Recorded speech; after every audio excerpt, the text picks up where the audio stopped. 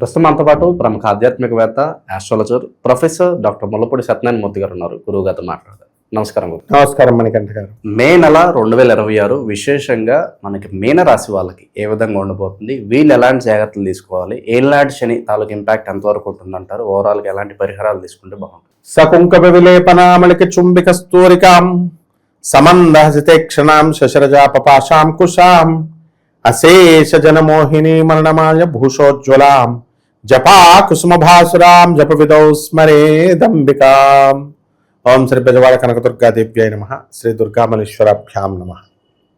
మనకి ఈ యొక్క మే నెల 2026 సంవత్సరంలో మీనరాశి వారిని కనుక చూసుకున్నట్లయితే వాళ్ళకి మొట్టమొదటగా ఏలినాటి శని జరుగుతుంది. అలాగే అర్ధాష్టమ గురుగ్రహం జరుగుతుంది. దీనివల్ల అనుకున్నటువంటి ప్రతి పని కూడా కొంచెం ఆలస్యంగా జరగడం, అనేక రకమైనటువంటి అవాంతరాలు రావడం, ఇలాంటివన్నీ కూడా జరుగుతూ ఉంటాయి.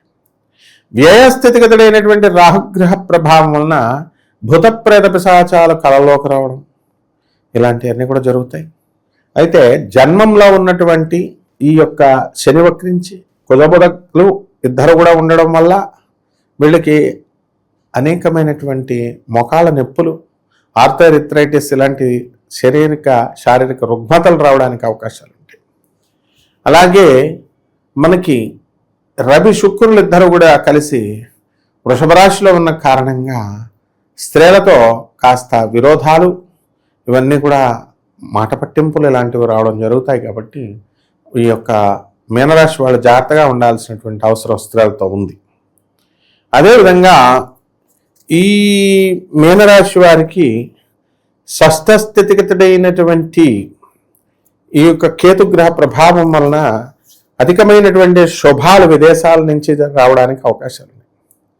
విదేశాల వల్ల లాభాలు, విదేశీ అవకాశాలు, విదేశాల నుంచి వీసాలు, ఇలాంటివన్నీ కూడా సుఖమం అవడానికి, తొందరగా రావడానికి అవకాశాలు ఉంటాయి.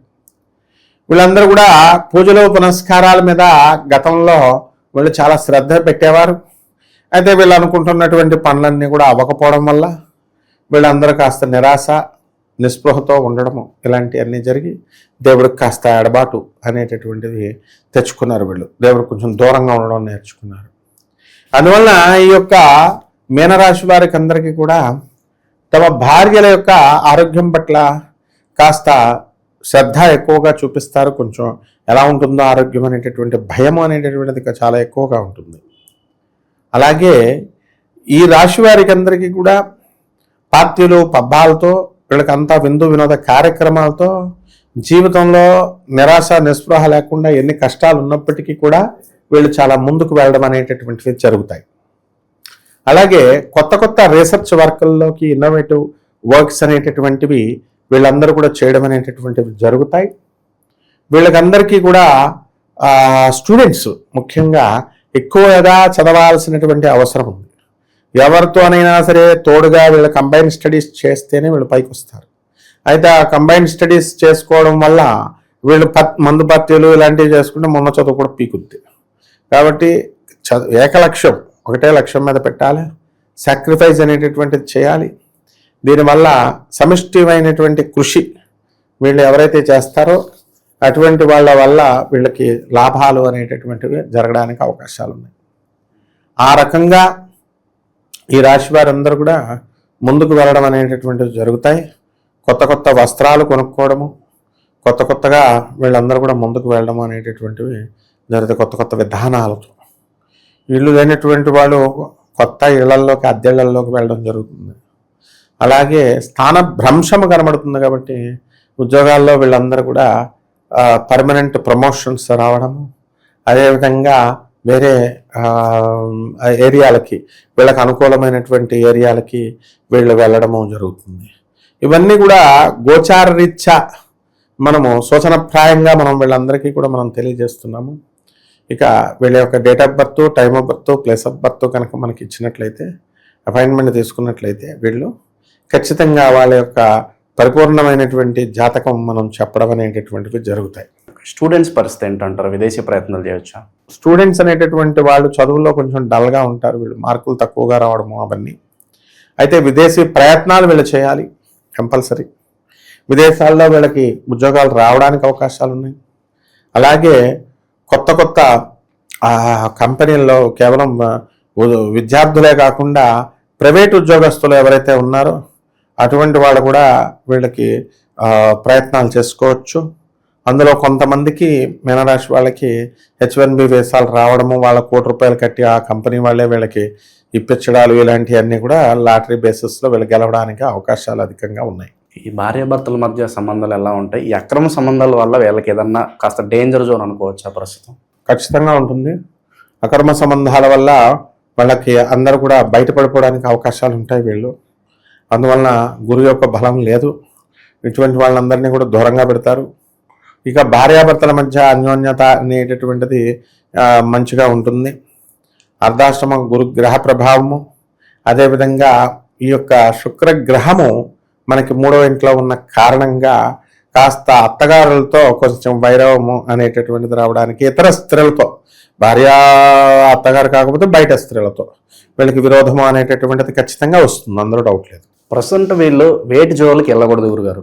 వీళ్ళు ముఖ్యంగా మందు పార్టీలు ఇలాంటి వాటికి, విందు వినోద కార్యక్రమాలకు దూరంగా ఉండాలా, దుష్ట స్త్రీలకు దూరంగా ఉండాలా. ఈ విధంగా వ్యసనాలకి దూరంగా ఉండడం ద్వారా బ్రహ్మాండంగా ఉంటుంది. అయితే వీళ్ళ చేతి మీద బంగారము ఉండదు కాబట్టి బంగారపు వస్తువులు ఎంత కొన్నప్పటికీ కూడా అవి తాకట్లోకి వెళ్ళిపోతాయి. అంటే బంగారానికి దూరంగా ఉండాలి వీళ్ళు. అలాగే షేర్స్ ఇలాంటివన్నీ కూడా, కమోడిటీస్ మీద షేర్స్ ఆడడం ఇలాంటివన్నీ కూడా చేస్తారు. వీటికి దూరంగా ఉండాల్సినటువంటి అవసరం ఉంది. ఎటువంటి పరిహారాలు చేస్తే బాగుంటుంది గురుగారు? వీళ్ళందరూ కూడా ఏలినాటి జరుగుతుంది, ప్లస్ అర్ధాష్టమ గురుగ్రహం జరుగుతుంది కాబట్టి వీళ్ళకి శని జపం చేసుకోవాలా, శని స్తోత్రాలు చదవాలా. శనికి కిలోంపావు నల్ల నువ్వుల్ని, నల్లని వస్త్రాన్ని పేద బ్రాహ్మణులకి శనివారం నాడు ఉదయం 8 గంటలకు దానం చేసుకోవాలా. అదేవిధంగా ఈ యొక్క అర్ధాశ్రమ గురుడు కాబట్టి గురు జపం చేసుకోవాలా, గురు స్తోత్రాలు చదవాలా. గురువుకి కిలోంపావు శనగల్ని పసుపు రంగు వస్త్రాలను ఇచ్చి పేద బ్రాహ్మణులకి గురువారం నాడు దానం చేసుకోవాలి. దశమహావిద్యల్లో ఒకటైనటువంటి తారాదేవి అమ్మవారి యొక్క హోమాన్ని, ఆ అమ్మవారి యొక్క మంత్రజపాన్ని చేసుకోవడం ద్వారా బ్రహ్మాండంగా ఉంటుంది. అలాగే ఈ యొక్క మీనరాశి వారందరూ కూడా మనకి రావి చెట్టుకు నీళ్లు పోయాలి చక్కగా. ఏలినాటి శని జరుగుతుంది కాబట్టి ఆ రావి చెట్టు చుట్టూ ఉదయం సాయంత్రం 5 లోపల వీళ్ళందరూ కూడా ఓం శనైశ్చరాయ నమః అంటూ వీళ్ళు ప్రదక్షిణలు చేసుకోవాల్సినటువంటి అవసరం ఉంది. అలాగే ఈ యొక్క మేడి చెట్టుకి నీళ్లు పోసుకుంటూ చక్కగా అక్కడ 64 యోగిని గణాలు ఉంటాయి. ఆ అమ్మవారితో పాటు చక్కగా మనకి అనఘాదేవి, అలాగే దత్తాత్రేయ స్వాముల వారు ఉంటారు. వీళ్ళ యొక్క ఆశీర్వాద బలంతో వీళ్ళందరూ కూడా మనకి ఈ మేడి చెట్టు చుట్టూ తిరిగి ప్రదక్షిణలు చేసుకోవడం ద్వారా మంచిగా ఈ ఏలినాటి శని ప్రభావం నుంచి, అర్ధాశ్రమ గురుగ్రహ ప్రభావం నుంచి మనం తప్పించుకోవచ్చు. మంచి విశ్లేషణ అందించారు. ధన్యవాదాలు. ధన్యవాదాలు.